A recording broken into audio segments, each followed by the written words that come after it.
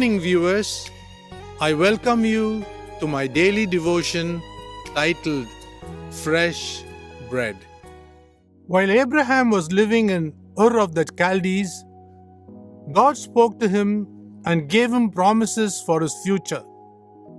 He told Abraham to leave his country and promised him, saying, "I will make your name great."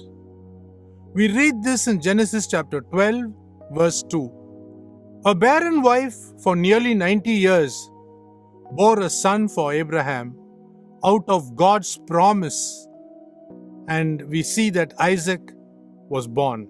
Out of Isaac, Jacob came, and God changed Jacob's name to Israel. God created a new nation for himself and decided to bless this nation because of Abraham's obedience to leave his country. Joseph, the son of Jacob, was taken to Egypt to fulfill God's promise to Abraham that he would put out his descendants out of Egypt and give them another land after being in slavery for 400 years. We read this in Genesis chapter 15, verse 13. God used the parochial love of Jacob for his son Joseph.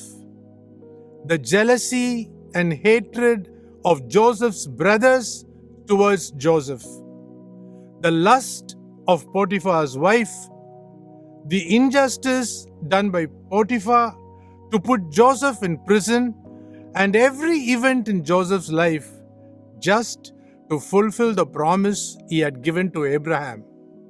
God even changed the course of nature by bringing in the famine in order to make Joseph the governor of Egypt.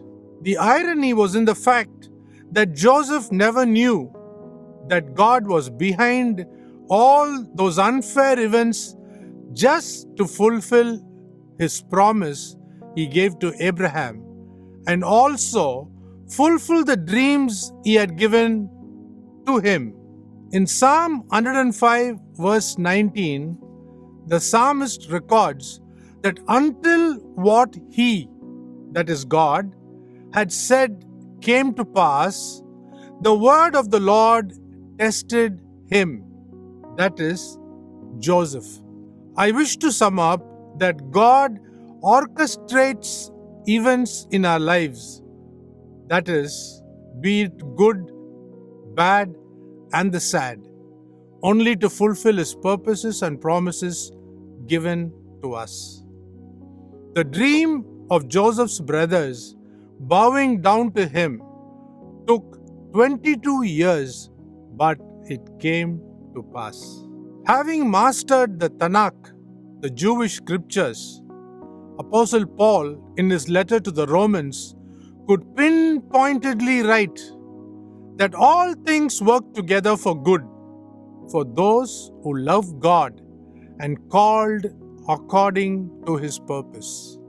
We read this in Romans chapter 8, verse 28. Remember, children of God, God has the power to promise and fulfill all that he has planned in our lives only if we could cooperate with him. Think about it. Have a great day.